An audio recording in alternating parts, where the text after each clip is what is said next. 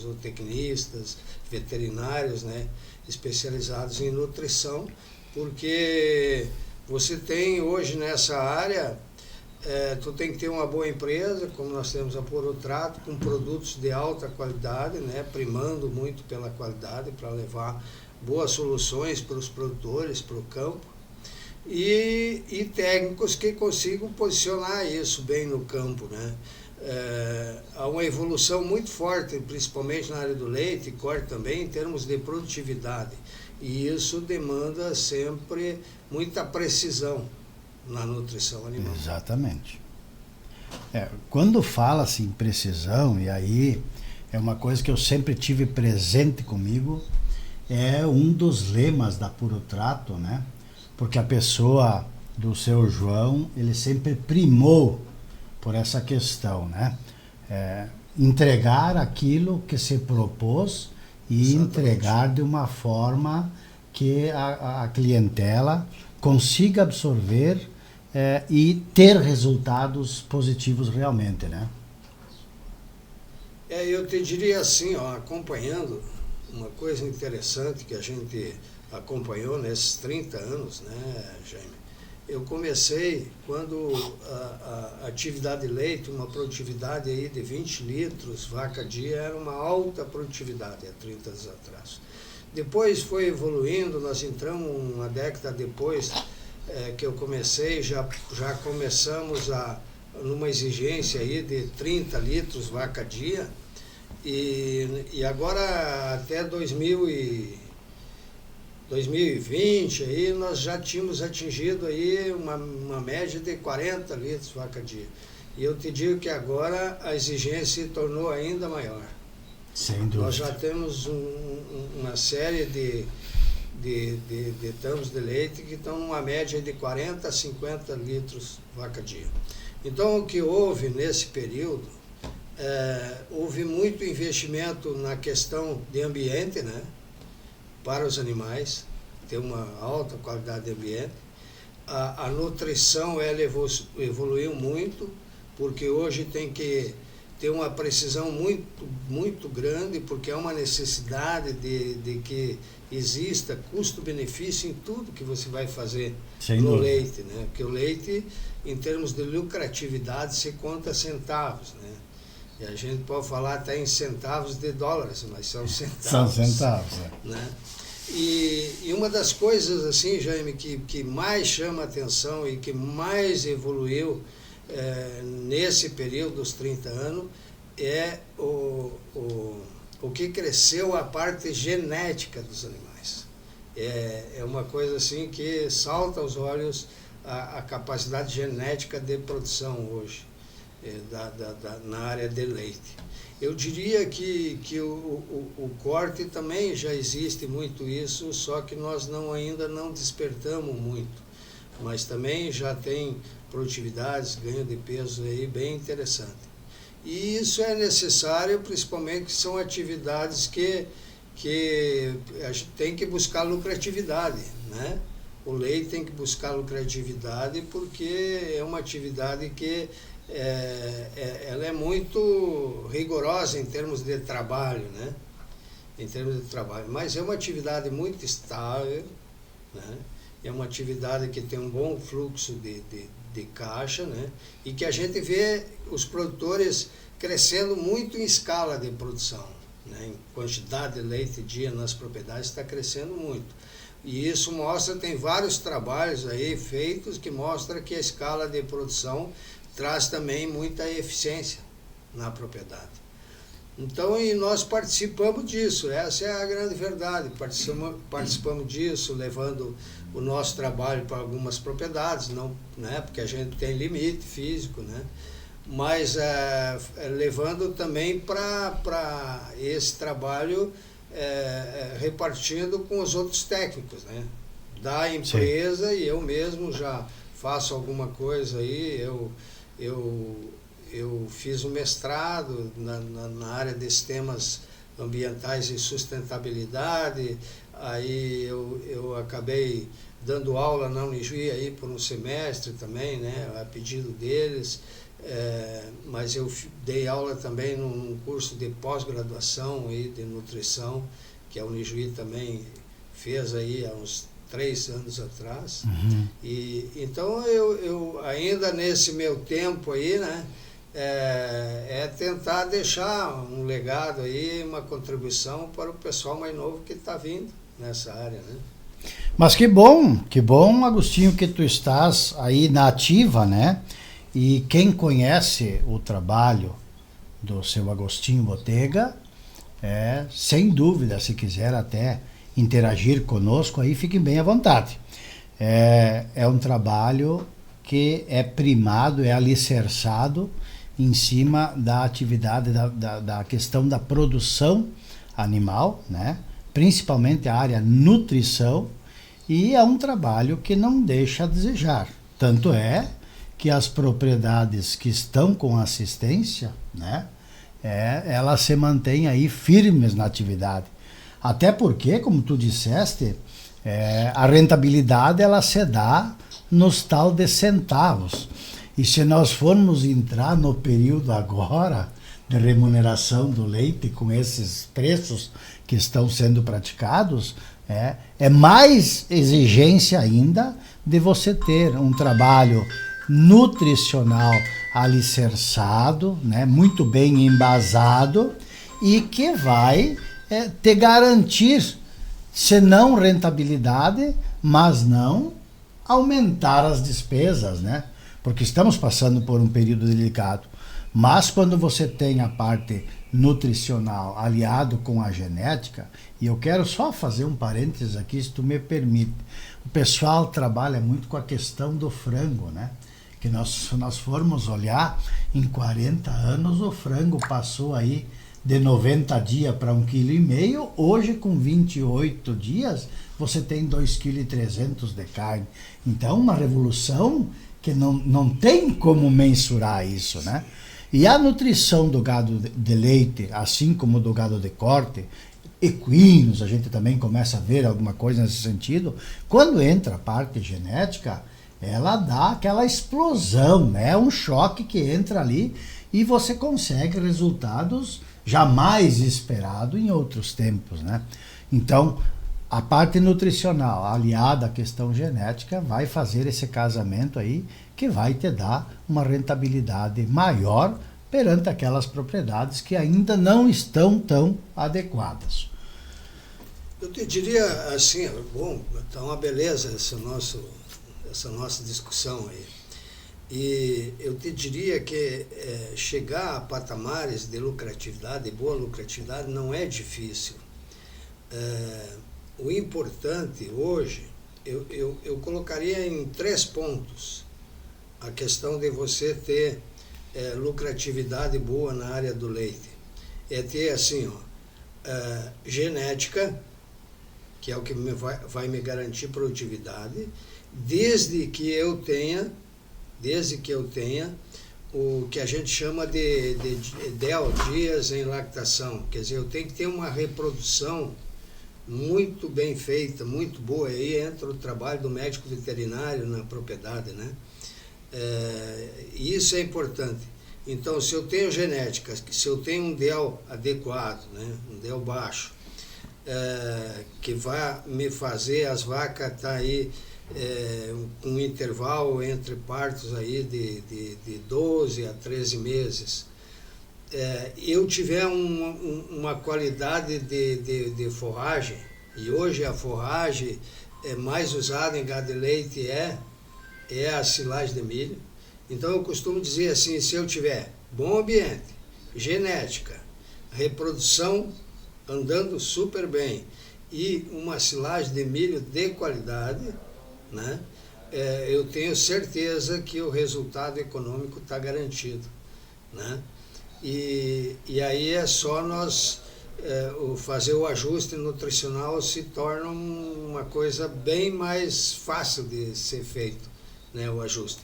E é claro, quem trabalha muito tempo, como eu trabalho nessa área, você consegue orientar muito bem o produtor, porque às vezes o produtor sofre digamos assim, um assédio muito grande da área de venda, né? Nós sabemos disso, que nós estamos também nessa área de vendas. Então nós sempre levamos orientação para que, às vezes o produto é bom, mas é um produto que naquele momento não vai me dar um custo-benefício favorável. Então tudo que a gente vai usar tem que ter uma resposta. Tem que ter uma resposta. E uma coisa que eu chamo muita atenção, assim, Jaime, houve muita mudança na genética em termos de alcançar altos níveis de produtividade e houve muita mudança em termos de ambiente. Nós crescemos muito nos confinamentos, na nossa região, inclusive, que tu pega, tipo, municípios na nossa região que cresceu bastante em confinamentos, tipo Augusto Pestana, que passou em pouco tempo a ser o terceiro maior produtor de leite do Rio Grande do Sul, né? Ele dá essa possibilidade. Mas aí nós temos que tomar muito cuidado em termos principalmente nutricional, porque nós estamos lidando num outro ambiente. Essa vaca está comendo forragem armazenada. A forragem armazenada, alguns tipos de nutrientes são oxidados, e eu tenho que repor isso de alguma forma, tá? Ela está num sistema que ela fica mais na sombra, né? E o sol é importante para nós, para todo mundo, para os animais, para que a gente consiga fixar alguns nutrientes importantes também para a saúde e para a produção. Então, mudou muito nesse aspecto, né? Então, a gente tem posicionado bem os produtores, mostrando para eles as coisas que são, de fato, assim, muito importantes observar, dado o seu tipo o seu sistema de produção. Nós vemos aí que aquele animal que ia a pasto, caminhar 1.000 metros, 2.000 metros do seu estábulo para a pastagem, gastava certa energia para ir buscar esse pasto e voltar. Ele tinha aí o sol, né? E tinha outras formas, mas ele não conseguia expressar a sua produtividade por causa que ele tinha um gasto energético para ir buscar. Bom, de contrapartida, se eu trago esse animal para dentro do galpão, é bem isso que tu disseste. Não adianta eu só querer fornecer uma forragem de qualidade se eu não entrar nesses ajustes finos e ter a consciência de quais são os nutrientes que oxidam e assim por diante. Então, vamos fazer um trocadilho aqui, não adianta eu ter o tal do martelinho de ouro se eu não sei onde é que eu vou bater com ele, né? Então, para mim, de forma bem direta, é isso aí. O teu trabalho entra justamente nessa questão, que é tu estar com um martelinho de ouro na mão. Sim. E saber aonde tu vai dar a batida para fazer aquele ajuste necessário e esse animal conseguir expressar a rentabilidade dele, né? E a gente não está, assim, Jaime, se expressando em alguma coisa milagrosa. Sem dúvida. São coisas com certa naturalidade que tem que se fazer, né? Houve essa mudança, principalmente de ambiente, que fez com que os animais produzissem mais. Por exemplo, a gente não está discutindo, dizer esse sistema a pasto ou sistema confinado, esse é melhor, esse não é melhor. Não, isso é uma decisão. Eu sempre costumo dizer que essa decisão, no meu ponto de vista, ela tem que ser do produtor. Sem dúvida. Entendeu? Só que eu sempre costumo dizer também para o produtor que ele tem que estar preparado, né, para fazer essa transição. Para quando fizer essa transição, não haja erros de manejo nutricional, porque ele vai precisar de uma produtividade maior, porque ele está fazendo investimentos. E não só dessa produtividade maior, mas sim que tenha segurança nisso, porque não dá para errar. Exato. Né? Há um investimento e um risco grande nesse sentido. Então, a gente entra muito aí e costuma dizer para eles que não é nada assim complicado, são questões simples, né? É o feijão com arroz, como a gente costuma dizer, né? Que tem que ser feito. Mas tem que ser feito também lá no gado a pasto. O que limita um pouquinho o gado a pasto, principalmente nessa época que está entrando, a vaca ela é muito sensível ao estresse calórico, né? E aí ela baixa muito a ingestão. Então, quando ele confina, quando dá um ambiente, quando resfria esse animal, ela vai consumir mais, vai fazer uma ingestão de matéria seca maior e vai expressar muito mais produção, né? Então, e isso tá ocasionando uma mudança. Eu até essa semana eu estava olhando aí, um cliente me passou a questão de mostrando as produtividades dos países e mostrando o Brasil até, se não me engano, era 2015, mostrando uma produção de média de 2.000 litros vaca ano, né? E aí eu disse para ele, não, isso não é mais a realidade. O Sul, que é o Rio Grande do Sul, Santa Catarina, o Paraná, nós já estamos chegando aí a 6.000 litros. Se você pegar a região de Minas, São Paulo, Centro-Oeste, essa região já passou de 3.000 litros. A nossa evolução em termos de produção vaca ano está crescendo muito.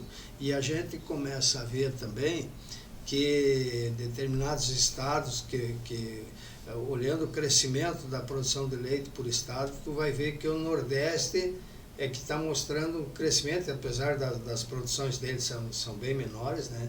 Mas está também evoluindo nesse sentido. Então é uma evolução muito grande, né? Uma difusão de tecnologia hoje, o que você falou, a internet facilita muito isso, né?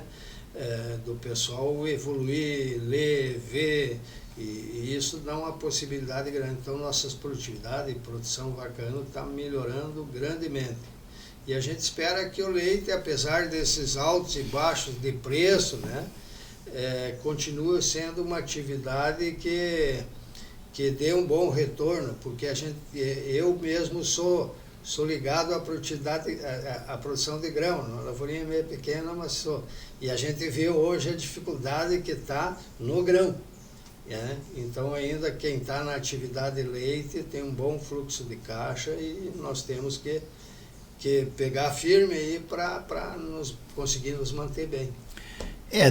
Nós temos, principalmente o estado do Rio Grande do Sul, e vou falar porque eu tenho mais dados que dizem, nós perdemos dos últimos 10 anos, vamos dizer, em torno de 50% das propriedades que trabalhavam com leite deixaram de fazê-lo. Nós viemos de 81, 82 mil propriedades, não temos mais 40. Ela deve estar aí em torno de 34, 35 mil propriedades. Exatamente. Mas se nós formos olhar o outro lado da tabela, a quantidade de leite produzido sofreu um acréscimo nesse período. Sim. Então, vem abonar essa tua fala de dizer que a produtividade, não só a nível de Brasil, mas para nós ela é mais expressiva, ela vem aumentando a cada ano. Então se tu pega e olha, aquelas vaquinhas de 15 litros que saíram lá da propriedade do Porazzi e foram para a propriedade do Botega, elas receberam um ambiente melhor, não que elas fossem dar os 40 litros. Sim. Mas dos 15, elas conseguiram ir de repente a 22, 25, por causa da ambiência, por causa dos ajustes nutricionais que ela encontrou naquela propriedade. Então aquele animal que deixou de ser produtivo em uma propriedade, o que não foi para o açougue, trocou de propriedade e conseguiu expressar um pouco. Bom, quando ela não teve mais aquela resposta frente ao rebanho que ela estava ali, aí sim ela foi para o açougue. E entraram filhas, netas, ou sei lá, genética nova, que expressou produtividade maior. Então nós estamos mantendo em alta ainda a produtividade e o volume produzido, né? Mesmo com essa parada aí de 50% das propriedades de leite. Se essa é uma realidade que nós vamos ter que conviver, para você, produtor, que está na atividade, e talvez eu tenha utilizado de forma não tão adequada a questão do martelinho de ouro, pelo que eu vi, o Botega ele quer se reservar em dizer que ele não é o milagroso. E a gente tem consciência disso. Mas é que tanto a nível de pasto quanto a nível de confinamento vão ser os detalhes que vão garantir uma produtividade, uma rentabilidade maior. Então, se você ainda está enfrentando alguma dificuldade nesse sentido, o Agostinho Botega pode ser uma solução aí que você, aliado com a questão da Puro Trato, nutrição animal, vão te auxiliar nesse processo aí para você corrigir essas deficiências e acertar nesses detalhes, porque é aí que você vai ter uma rentabilidade maior, correto? Correto, eu até agradeço essas referências que tem feito, e eu tenho dito assim, muitas vezes eu vejo produtores que investiram, estão enfrentando problemas, e eu tenho produtores que eu atendo há 27 anos, entende? Então eu acho assim que a gente pode dar uma contribuição. Se você tiver interesse, pode contatar com a gente aí, sem dúvida nenhuma, nos levar para conversar. Não é uma questão de colocar isso, aquilo, aquele outro, mas se nós sentar e achar o caminho de manejo, de adequação, vai dar certo. A minha experiência de 30 anos, e eu tenho propriedades com 15, com 17, com 20, com 27 anos que eu atuo, e que só cresceram. Eu, inclusive, quando eu fiz o mestrado, eu atendi uma propriedade em Estrela, cara, e aí eu descrevi meu mestrado, essa propriedade, até está na livraria digital, esse trabalho está na livraria digital da Unijuí. É uma propriedade que com um tamanho de área de 19 hectares e meio, e ele arrendava lá uns 30 e poucos hectares, e eu comecei ele tirando 1.500 litros por dia, e quando eu saí ali, antes, quando deu a pandemia, eu parei, porque era longe, né? 18 anos nós trabalhamos lá. Ele estava tirando 5.000 litros de leite, ele tinha todos os animais dele dentro de galpões, ele tinha as vacas que produziam em galpão climatizado, ele ordenhava com 2 robôs, entende? Ele tinha 2 filhos formados em faculdade, trabalhando lá, um veterinário e um formado em administração do agronegócio. E esse produtor, dado o conhecimento que eu trabalhei tanto tempo com ele, era um pequeno produtor, ele nunca tirou dinheiro de outro lugar, porque ele não tinha grão. A área dele era o máximo para fazer silagem de milho, fazia muito para secado de Tifto, que aquela região lá, a Tifto é uma benção, porque ela não morre durante o inverno, né? E eu acabei dali naquele período parando, mas toda a descrição que eu fiz, a minha descrição de mestrado, foi tudo em cima da propriedade dele, em cima um artigo sobre robotização, um artigo sobre climatização. E eu continuo atendendo ainda uma propriedade que não quis parar comigo, lá em Bom Retiro do Sul, que é um pouquinho adiante de Estrela, né? Que um produtor que tem 15 hectares de terra e arrenda 10 e produz 2.500 litros de leite por dia. Entende? É impressionante.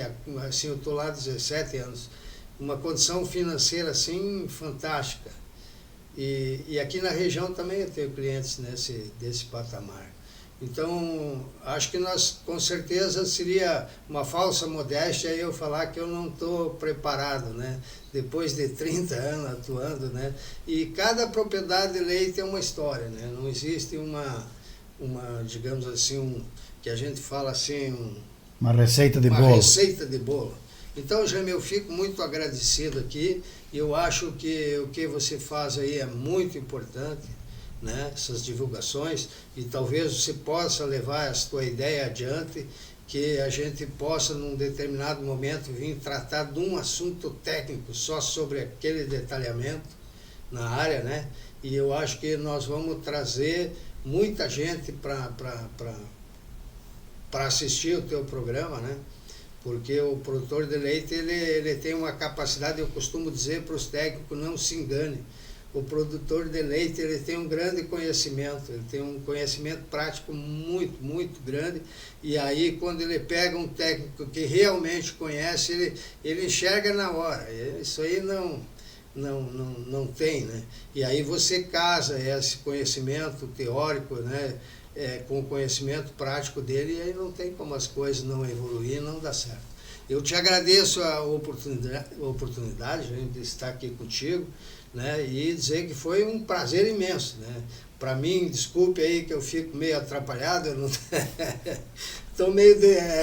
não estou muito acostumado aqui com uma latinha na minha frente aqui, mas aos poucos nós vamos nos adaptando a isso de novo.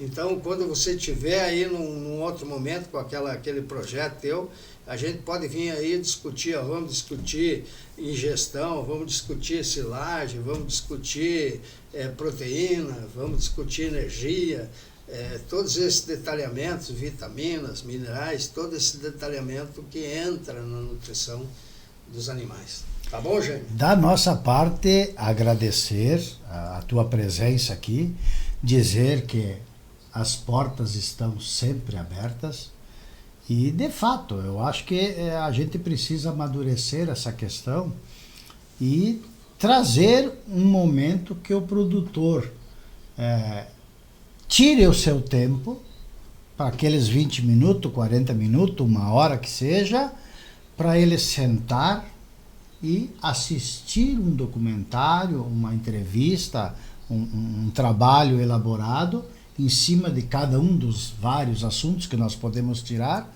e ele agregar, né? Porque eu acho que o que fica claro é trabalhar a questão de eficiência dentro da atividade. E isso a gente pode encontrar de várias formas. Uma, tu disseste agora, e eu abono com certeza, o produtor rural ele tem uma questão prática muito desenvolvida. E ele tem a percepção daquele profissional que vem somente com o intuito da parte comercial, do que aquele que vai trazer a segurança para ele de um trabalho mais elaborado e que vai garantir a produtividade. Ele tem essa percepção. Então, se chegar o momento de se fazer alguma coisa e que o produtor consiga sentar e assistir em vários momentos, eu acho que é um ganho formidável. E a Bem Campeira se coloca à disposição, né? Agradecendo, como eu disse, a tua presença. Vamos fazer com certeza mais momentos sobre isso, né? E se tu quiseres deixar o teu contato aí para o pessoal que está assistindo, de repente entrar em contato aí para buscar o teu trabalho, fique à vontade. Não, beleza, pessoal. Se tiverem interesse, podem entrar em contato com a própria Purotrato, né? E o meu telefone aqui da região é o 98110, né? 98110 0550.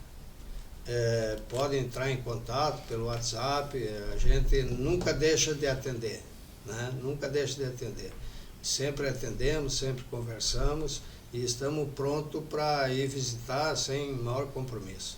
Tá bom, Jaime? Conversamos. Obrigado. Um abraço. Desculpa. Conversamos com Agostinho Botega, ele que é técnico da Purotrato Nutrição Animal e especialista em nutrição de bovinos de leite.